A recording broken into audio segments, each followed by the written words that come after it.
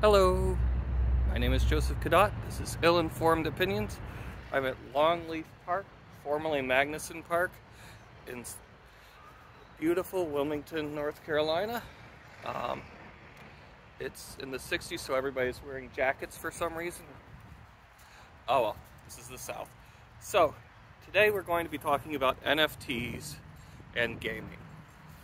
The reason why this is significant is that gaming has been controversial as many different companies try to figure out some way to monetize gaming besides selling content. You know, the thing that we actually want to buy. Instead, they're trying to figure out ways they can make money off of gamers in addition to the $60 or $70 that you get from the sale of the game, admittedly. About half that goes to the retailer, there's a chunk that goes to whoever is licensing software you're using, and there's another chunk that goes to all sorts of little middlemen in the middle, but still you get a chunk of money from those games, and the games have gotten more expensive. So a $60 game that costs $100 million to make is valued as much as a $60 game that costs $5 million to make. That's just the nature of the market.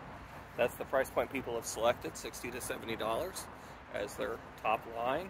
Yeah, people aren't paying more than that, so they have to figure out how to recoup their losses. Okay, that's well and good. One way to do this is to produce a lot of digital content, which you then download after the fact, which is a great way of keeping content churning, people interested in the game, drive your sales in the long run. Okay, very good. That's been done for a while. That's something that people like. That may be the problem. Because what people don't understand is a lot of times that costs a lot of energy and money to make that content. And people have been trying to shove microtransactions down people's throat. The most famous one that started a lot of this is you could spend $1 in one of Bethesda's games, one of its Elder Scrolls games, I think it was Oblivion, but I could easily be wrong about that, for some armor for your horse. There is no reason the horse needs armor, really. It's primarily cosmetic. But they decided to sell horse armor for $1. And someone bought it, and that was the beginning of the end for everybody. Sooner, there was microtransactions all over the place where you could buy cosmetic skins, and I don't mind that you can buy cosmetics. They don't affect the gameplay at all. If you want to blow money so your character's pixelated butt is blue instead of green, that's great, you do that. I don't mind the game companies doing that. The problem comes when companies like Electronic Arts and Ubisoft and others decided that they were going to sell content which is necessary to progress in the game through microtransactions. It got even worse because they started using the concept of loot boxes, which were randomized boxes, which means you could blow $10 to get the token you needed to advance in the game, or you could buy the same token using the same system for less than $1.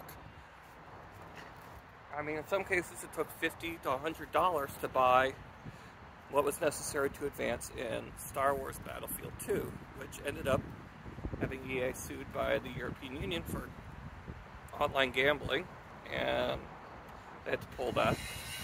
But that's the state we're at when we get to NFTs in gaming, because it's another extension of these microtransactions. It's another way to make money on the side.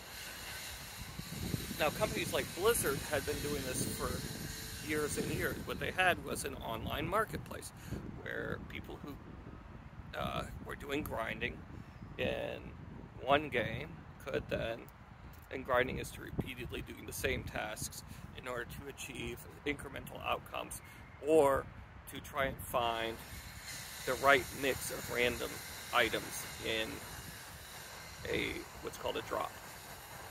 So might mix of random items when they show up whenever you defeat the monster or you go to a certain location or whatever.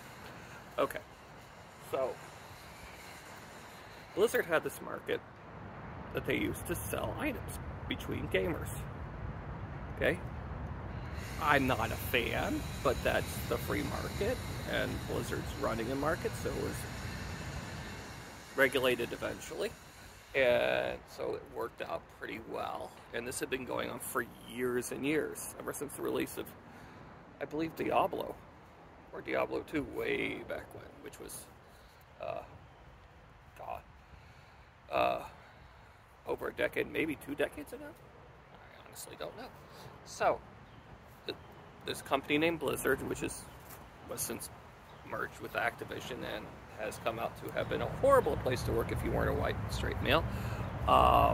Absolutely predatory. They were in deep trouble until Microsoft bought them and forced out the owner, Blizzard, but that's another story altogether. So Blizzard developed this system, this marketplace, online marketplace, where you buy something and it shows up in your game. Okay, it's transferred from one game and one player to another game and another player. Now, other groups did the same thing. There are all sorts of ways to go around doing something like this. If you look at EVE Online, which is a space simulation, you can spend huge amounts of money doing that. Not for me, because I don't want to blow hard-earned money on things that don't exist. But that's okay. If you want to do that, that's fine. And importantly, these things were all achievable in-game. Okay, you did not need to do this in order to progress, unlike with EA and its loot boxes and Ubisoft and so on. Now, so we've established that this market, that a viable version of this market exists. Let's get to last few months, maybe last year, when NFTs hit big. So, if you've seen my previous video, I discussed what NFTs are. But basically, they're a little flag that says you have bought something. It's like a notarized receipt. Okay? You don't own the thing, you own the notarized receipt that says you have spent money on this thing. Okay? So, multiple companies have been trying to incorporate this in games. Ubisoft and the company Square Enix, they are famous for the Final Fantasy series, amongst other things. Ubisoft and Square Enix, Ubisoft is famous for Assassin's Creed, one of the, like, either Call of Duty or something, Medal of Honor, one of those, like, Twitch shooter games that people like to play against their friends. Anyways, they say that if you acquire this, we are now allowing you to buy items that other people have earned in their game. Okay? Same thing Blizzard was doing way back when. Same thing Blizzard currently is doing. They say, though, that they're going to make them NFTs. Why? Because, to be honest, I can tell you why. Because this technology has existed well before NFTs, at least the digital ones, and this technology has been effective long before this. There's no reason why they have to redo what EVE did, okay? But they decide to do so. And I think it's because they can make more money off the creation and sale of these non-fungible tokens, and NFTs are a marketing play at this point. So, two big companies, Square Enix and Ubisoft. Ubisoft, another horrible place to work. Square doesn't have the best reputation either, but none of these companies do. But Ubisoft, horrible place to work. I blame the French because Ubisoft is French, but, you know, it's just my personal prejudice. Anyways, Ubisoft has decided that it will attach different items to NFTs. And if you play a certain number of hours, I've seen it's in the hundreds, it's either 400 or 600, I can't remember which. Then, I believe it's 600 hours. Then you can acquire one of these items, and someone else can buy it from you when you're done with it. That's the stated goal from Ubisoft. So you're supposed to play one of these games for 600 hours, and then sell a chunk of it to someone else who sensibly has decided to say, I don't want to spend 600 hours playing, Assassin's Creed or Splinter Cell, although I don't know if they even make Splinter Cell anymore, or any number of other games that they have. And they make a lot of games. And the thing is they have this thing called Uplay, which they already built, which already has kind of a quasi-marketplace and little benefits and so on, and you can buy points or such with that and get all the little spiffs that you want. So, okay, they already have something, but they're going to instead use this thing with the NFTs. They're going to call this marketplace the Quartz Marketplace. And the Quartz Marketplace is going to sell these NFTs. And the big selling point is that not only can transfer it between players, which is the old technology, but that you can do so between games. In other words, I'm going to pretend Call of Duty is the Ubisoft franchise. I have no idea one of them's Activision, Blizzard, and the others. And I'm sure there's an EA one, which I don't care about any more than those two. But let's say it's Call of Duty. So I get a knife in Assassin's Creed. I take this knife and I can use it in Watch Dogs, and I can then use it in Call of Duty, or what have you, because it's an NFT, and theoretically, and according to Ubisoft, it will transfer from game to game to game. So I get my special super stabby knife. Maybe the blades spring out like that, like has never worked in real life, because why? Or better yet, a Klingon Batleth, which is even more useless. I get a Klingon Batleth in Watch Dogs, and I can use it in Assassin's Creed and Call of Duty. Yay, me! Except it won't work. Talk to anybody who's done any programming, even minor programming like I've done, and you know it won't work. And the reason why is that these things run on different engines, which means there's different background. It's like saying that I can take all the pieces from a Ford and put it into a Chevy and have no problems whatsoever. Everything's going to match up. Now, there's going to be some things which do match up, obviously, because there's just standardized on certain things. Like, I'm sure that you're going to have non-metric screws, or all metric screws, I don't know which, probably not. And so that will work, but there's going to be different things which don't fit. Like, maybe the place where the battery is different, okay? All of a sudden, you get this problem. Same thing's happening at the engine of these things. So, like, damage is likely called damage. What that type of damage does, how it affects other elements in the game, the dimensions of the device, etc., etc., all the different properties it has, which are known as the variables, are all probably different, or at least enough of them are, and they will likely have different names. And this is true even if you're using the same engine in all these games. Okay? So if I take an engine, if I take something from Watch Dogs and put it in Assassin's Creed, okay, for example, projectile weapons are much more a thing, and you can use stun weapons and things like this. So there's going to be like something that might have a stun flag. Assassin's Creed probably doesn't have that stun flag if you're like in the Norse wilderness in the 700s or whatever their latest nonsense is. So that won't work. These are not interchangeable pieces. They can't go back and forth. Programmers have told them from the beginning. Okay? Anything they've said about how this item they sold in one game will be able to be used in another game is a flat-out lie. because it can't be done without massive amounts more work than they're willing to put in. And for good reason. That's a ridiculous amount of overhead and time and energy, and frankly, it might cause problems in the game. God knows where the bugs will crop up if you accidentally label one variable the wrong thing. Okay? So, but Ubisoft said they were going to do this. Square said they were going to do this.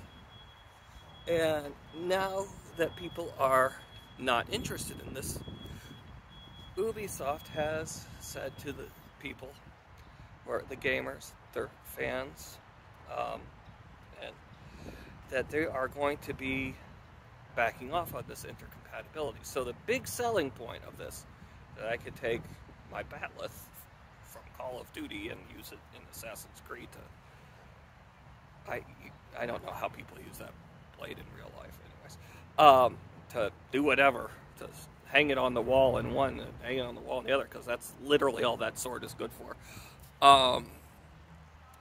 So I take these things and they can't be used. They can't. They just can't. And so they admitted that this is the case. So the selling point is gone. So now the selling point is you can sell it when you're done with it. Okay, good. But how's that different than everything that's come before? It isn't, except it now ruins the environment because NFTs cause immense amounts of energy consumption whenever they're processed because of the blockchain, which is a whole other thing that I got into in a previous video, and I'll probably get into another video. So, there's no benefit. There's none. And so, when people point this out, Ubisoft has responded with, well, people just don't see the potential. No one's looking at the potential. Well, so few people have seen the potential that they set this thing up with hundreds of thousands, if not millions of dollars, this Quartz network, which they're going to trade NFTs over. And they have literally gotten, as of about a week ago, several months after they set it up, $400. And the total number of users is in the 2 dozen range. What do you want to bet those are all employees testing it out? Okay? $400. No one's bought into this.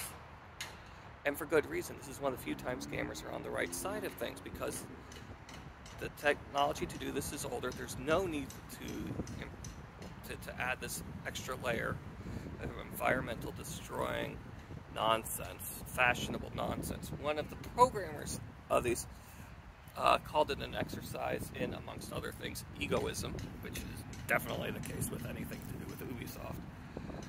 And before you think I'm ragging only on Ubisoft, it's just because they've been the most vocal about it. Square has, again, Final Fantasy series is their most prevalent. They've done a bunch of other stuff which you may not associate with them, but for Americans, Final Fantasy is the big one. Square has tried to come out on this, and the guy in charge of this at Square has said that there's a market of people who play games for fun, but he thinks that there's more people who want to do collaborative creation in games. I'd say that that is not an inaccurate statement, because there are a lot of people who like to try to program and then they realize how hard it is and then they stop. I'm one of those. And there are people like myself who also are dungeon masters or game masters, create worlds, or people like myself again who are writers, which is basically being a dungeon master with a player set of one. So that's not that. I mean, and then there's the whole fan fiction thing. I mean, that's not that far off. The problem is that video games, with few exceptions, Minecraft being an excellent example, are mostly designed for the artists to express themselves and then people to interact in that world, not for people to create the world themselves and then interact with it. There's nothing wrong with that. But the games he's working with, if he was talking about a Final Fantasy, again, I'm using this because it's the singularly most well-known game that they produce. If I was using Final Fantasy XIV, which is their MMORPG, which has taken the place of Warcraft, ever since all the nonsense about Blizzard being incredibly predatory and rapey to work at came out. So with Final Fantasy XIV, in order for this to be true, for it to be collaborative, I'd have to be able to, say, make a new type of gun or sword or armor or spell that no one has seen before. Just like you can do in Minecraft. And then sell it. Not the copies of it, which is normally what you do, because it's a computer and you can copy and paste things, because that's the big benefit. But instead, you sell one instance of it, so only one person can have this. That's not collaborative the way that most gamers think of it. That's not collaborative the way most people think of it. What you're doing is you're allowing yourself to create the equivalent of an Etsy shop in a world, except you can't even do that, because the way these things are written, you can't create a new type of horse with 7 heads and 6 tails or whatever and sell it to somebody else. That's not possible. The game engine isn't built for that, and it shouldn't be. That's not the point. So they accuse us of missing the point, the people who are criticizing it, which thankfully it turns out to have been basically everybody. They accuse us of missing the point. And they're taking what is good about collaborative elements, like in Minecraft, or Roblox, or any number of other games, and they're pretending they have them when they don't. And then they're taking the idea that you can transfer things from one game to another, like if you've ever read the horrifyingly bad book Ready Player One, or seen the much better but still not good at all movie Ready Player One, where you can take items from one game and put them in another. That's not possible, and they finally have admitted that. So the entire thing is like with other NFTs, this is a massive scam. Now I'm going to end with a quasi-suggested reading. Neil Stephenson wrote 2 books in his series, System of the World series, as I call it. I'm sure he has a different name.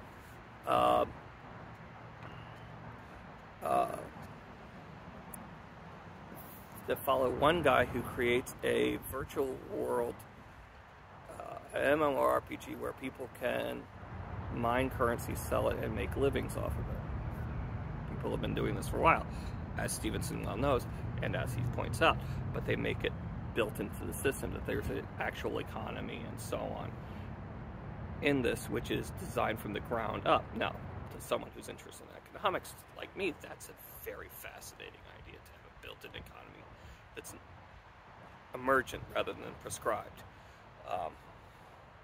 Bottom-up economies tend to work. Top-down economies tend to work for a little bit, and then they fall apart. Bottom-up economies fix themselves, mostly. And then they go crash if you get a bunch of idiots involved. Like if you have people buying NFTs. So, the Stevenson comes up with this idea in his books, which it seems like it's following, like the people who are promoting these ideas in gaming seem to think that Steven had some good ideas, but the thing is those are good ideas for fiction. They don't actually work in real life. And the reason why they don't work are what we've talked about. Inherent value, which I mentioned in the previous video, and the lack thereof. The fact that transferring assets from one game to another is difficult, if not impossible, and is at the very least is expensive. The expense of adding these blockchain certificates and so on to it, and the fact that you would either have to restructure the games from the ground up in order for this to work, or alternatively, you'd have to basically con a bunch of people into buying something that doesn't do what it's supposed to do. And that's the problem. I have to say those were 2 of my least favorite Stevenson books, which, to be fair, he's an excellent writer, so, I mean, go read them if you want. especially if you're interested in this topic. But, I mean, the guy's a brilliant writer, so, I mean, saying they're my least favorite is still saying they're at least 4 stars. So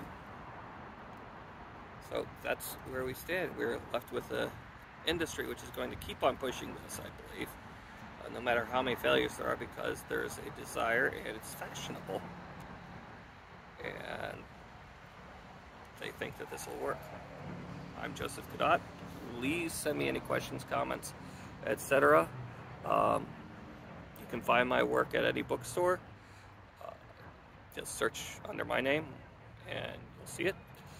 I mean, they may have to order it, but still it's there. And I hope to hear from you guys, and I hope to talk to you soon. Good day.